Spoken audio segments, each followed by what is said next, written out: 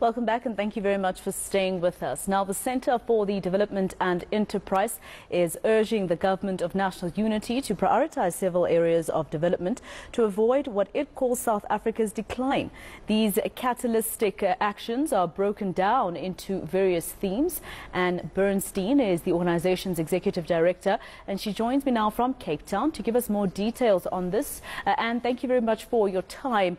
Now, in your opinion piece, you write about, the glory days of South Africa and how it was back in 2010, the first 15 years of our 30 years into democracy, how things improved in terms of the lives of ordinary South Africans, but how this has drastically gone down now. Do you think the GNU can take us back to those first 15 years of democracy? Well, I'm in favour of the GNU. I think it does give us hope for a better future than we had certainly in the last 15 years. There's some big issues that the GNU needs to deal with, and we're running a very big project called Priorities for this new government, and we've identified 5 themes in which catalytic actions must be taken very quickly. So the 5 themes are we've got to fix our state. The state has been hollowed out. It's mainly corrupt, riddled with corruption, and riddled with a lot of incompetence as well. And so that's our first big theme, where we've chosen 2 catalytic actions. The second is the whole area of nobody wants to talk about our fiscal situation. It seems like it doesn't really affect you and me. But in fact, it has an enormous impact on the country's ability to grow and to create many more jobs. So we're saying the second priority area is to fix our fiscal crisis. And we've chosen some catalytic actions there. The third priority area is we have to accept we're a country with some 60% of people living in poverty, and we have probably the world's highest unemployment rate.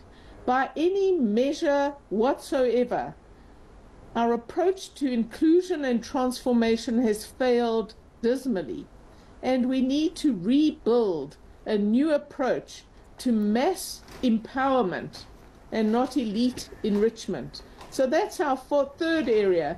The fourth area is the rule of law. Now, this is a grand concept, but we're saying unless we prosecute the corrupt and the elite that are looting the state, South Africa is not going to make progress. And we're not doing enough about this, and we're not doing it very fast. The Zondo Commission, we spent a lot of money on that. We haven't acted against a lot of the big criminals that were identified. So we're going to come with catalytic actions in that area as well. And then lastly, and most importantly, we have to look at how we drive growth. And now that we have a new minister in the critical Department of Trade, Industry and Competition, we are going to be coming with recommendations on how to free up markets, how to open up markets so that firms and new firms can be established and current firms can expand much more quickly.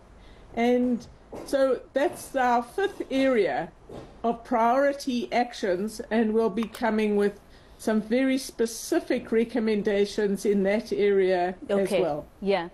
Just to let you know, and we've lost your picture at the moment. That's why we're not showing you on screen. At the moment, we're just seeing a photo of you that's still a photo. So if you could just turn on your camera as well, if possible. But at least we can hear you. So let's continue with the conversation. There's also the concern about how high our borrowing stats are in terms of government in South Africa. We borrow quite a lot, and sometimes we don't get loans that are beneficial to us in terms of repayment. Look, the broad issue here is that South Africa is living beyond its means. And we did do well in the first 10 to 15 years of democracy, but since then we've declined terribly. And so 20 cents of every rand that is given to the government in tax has to be spent on repaying our loans. And this is just appalling.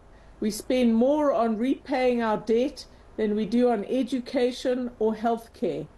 So we've got to bring down our debt. And the most important way to do this is to grow the economy.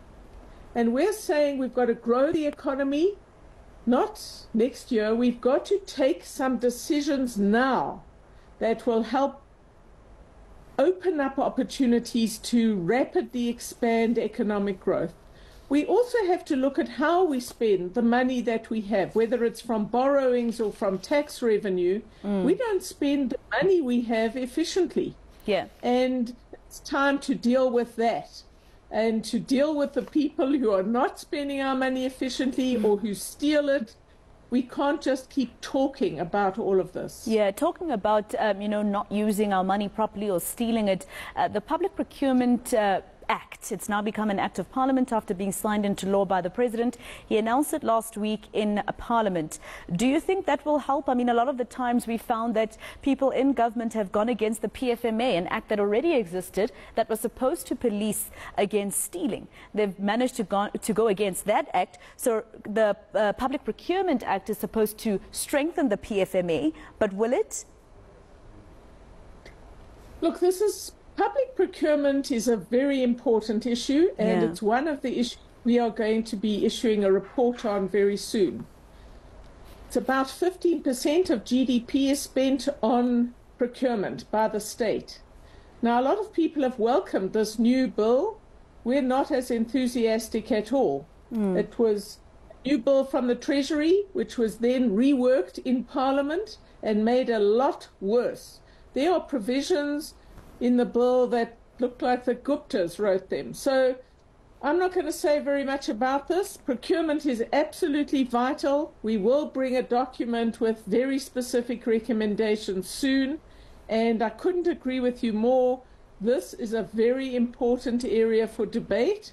We should not be complacent about the bill. I think it's now an act that has been passed. We're not very happy with parts of it at all. All right. Well, hopefully it will be something that strengthens, the PFMA, which we know a lot of the times when we see people being accused of corruption is because somebody was, encouraged to go over the red tape that's there, that's expected to actually, save us as a country. But, and there's also the concern about the fact that we have ailing infrastructure in this country that is affecting even now state-owned entities or your ESCOMs and the Transnets, etc.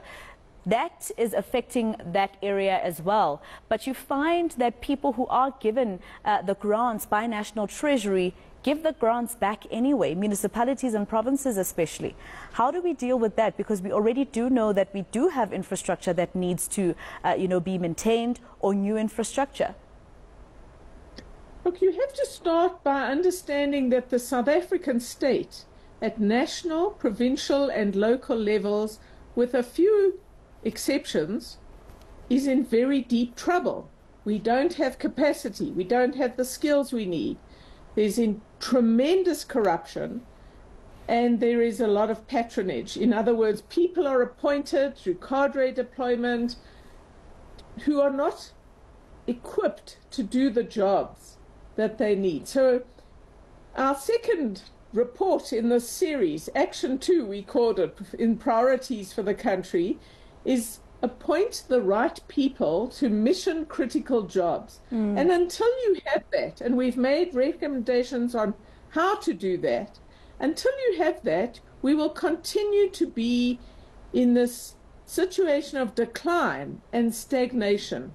So we haven't put money into maintenance of infrastructure.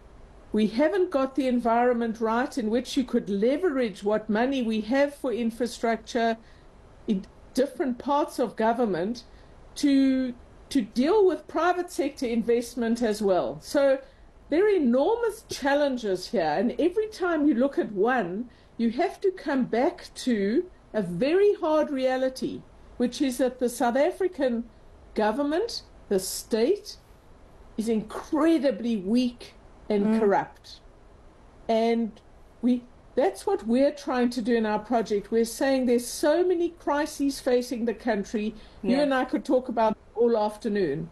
What are the catalytic actions that will start a much more virtuous cycle for the country? Where do we start and send bold signals that the GNU is serious, not words, but serious about taking the absolutely essential actions that indicate this is a whole new administration. It's not business as usual. It's not a normal time for this country. We are in crisis. So we have to act boldly, and we have to talk less and act more effectively. But we can't continue to do what we've been doing throughout the sixth administration. So we've got to introduce new policy approaches, newer ways of implementing things that deal with the reality of a weak state, and that bring other actors in an effective way to help South Africa make progress. So difficult choices, not business as usual. Ann Bernstein, thank you so much for your time and for speaking to us. She is from the Center of the Development and Enterprises. She's the Executive Director there. Now, SAP's head of organized crime, Shadrack Sibiya, says police are making a big dent